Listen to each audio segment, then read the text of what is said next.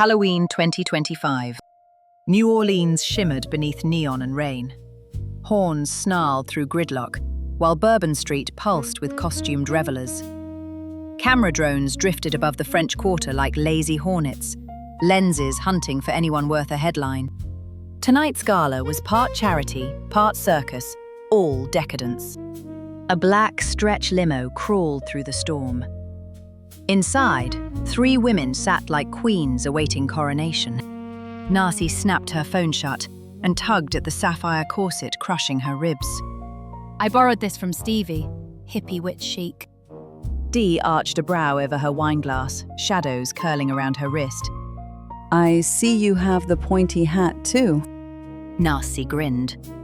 You know I just had to have it. Victoria turned from the Rain Street window, silver eyes steady.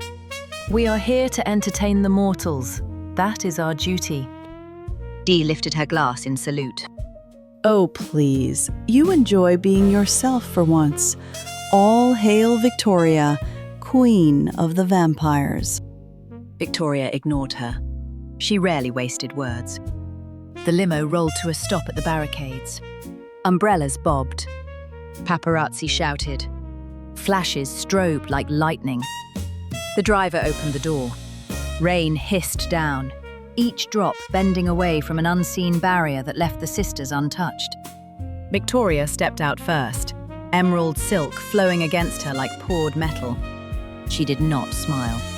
She did not need to. The crowd quieted as she passed. Hands tightened on barricades. Conversations faltered. 1,000 eyes followed her without understanding why. In thrall, 10. Dee emerged next, black silk whispering around long legs, horns catching the lights like polished obsidian. Her tail flicked to some private rhythm. One smile changed the temperature of the street.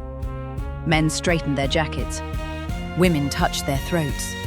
Laughter thinned into nervous little sounds. Lust, 10. Narcy came last, flashing a peace sign. Witchfire danced across her knuckles, while rain curved around her in a glowing arc. The crowd decided it had to be pyrotechnics, and loved her for it. Charm, 10. 3 abreast, they crossed the carpet like conquerors. Monsters in couture mistaken for goddesses. The ballroom glittered beneath chandeliers and velvet masks, a masquerade of wealth and excess. Attention rolled toward the sisters in waves. Victoria drifted ahead. A billionaire donor intercepted her, words stumbling over themselves. Miss Fontaine, you look divine. She accepted his champagne and held his gaze a moment too long. His pulse jumped in his throat. By the time Victoria smiled, he had surrendered his drink, his seat, and most of his dignity. In thrall, 10. Dee moved through the crowd like smoke. A senator asked her for a dance. 30 seconds later, he sat collapsed in a velvet chair, flushed crimson, glass trembling in his hand, while he tried explaining to his aides that he had just experienced performance art.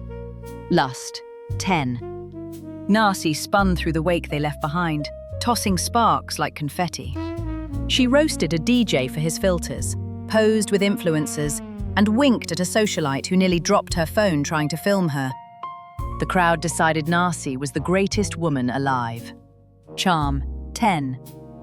Together they moved through the gala like a storm wrapped in silk. Admiration blurred into fascination. Fascination drifted toward worship. None of the mortals understood why. At the height of the evening, the host guided them onto a balcony overlooking the ballroom floor. Champagne towers glittered below. Masks tilted upward. Camera flashes rolled across the hall. Victoria raised her glass. We thank you for your adoration tonight. It is sustaining. Cheers thundered through the ballroom. Some nervous, some delighted, some are already lost. Dee leaned across the rail, smile wicked. What's a gala without temptation? Narcy rolled blue-gold sparks across her fingertips.